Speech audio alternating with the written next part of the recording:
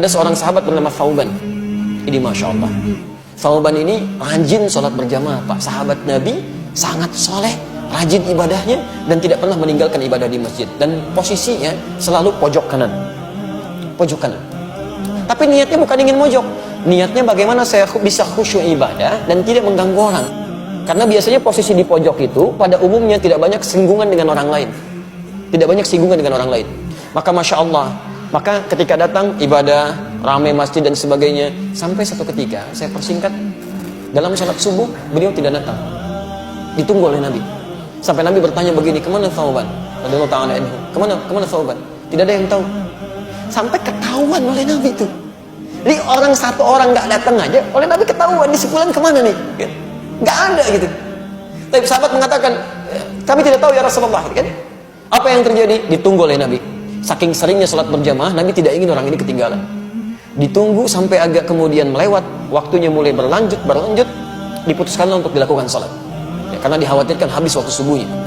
Sholat ditunaikan, selesai menunaikan sholat, diputuskan untuk menengok sahabat tadi. Perhatikan, orang sering ke masjid, tidak ada di masjid, Nabi masih mengajak sahabat untuk menengok. Itulah jamaah. Anda tahu ketika menengok itu, ditelusuri jalan ke rumahnya, itu ternyata jarak yang ditempuh 3 jam. 3 jam.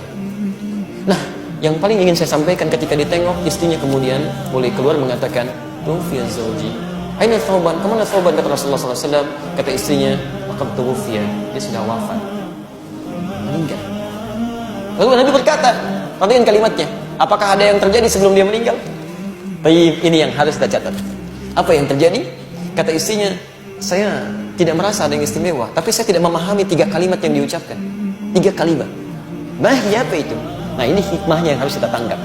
Sebelum beliau meninggal dalam sakaratul mautnya, beliau mengatakan, "Kenapa nggak lebih jauh lagi?" katanya. Kalimat pertama, saya tidak paham itu. Kalimat kedua, "Kenapa bukan yang baru?" katanya kan? Kenapa bukan yang baru? Dan kalimat ketiga, "Kenapa tidak semuanya aja?" Tayyib, Rasulullah SAW tersenyum, lantas menyampaikan, turun berita dari langit menyampaikan, teman-teman sekalian, ketika Thauban mengatakan kenapa tidak lebih jauh lagi, kita mesti pahami, sebelum seseorang meninggal dunia dalam sakaratul mautnya, itu akan ditampakkan keadaan amalnya. Nah, ini ditampakkan bahwa ketika beliau berangkat ke masjid itu ditampakkan pahala-pahala kebaikannya. Maka dia katakan, "Ya Allah, kenapa nggak lebih jauh lagi masjidnya? Sehingga ketika saya jalan itu mendapatkan lebih daripada itu." Bukankah langkah pertamanya mengangkat derajat di sisi Allah? Langkah keduanya menggugurkan dosa yang di bawah. Masjidnya tempatnya 25 lebih bagus daripada tempat biasa. Yang satu keduanya 500 tahun, dua ketiganya 500 tahun, tiga keempatnya 500 tahun. Kata sahabat Thauban, "Ya Allah, kenapa nggak lebih jauh lagi?"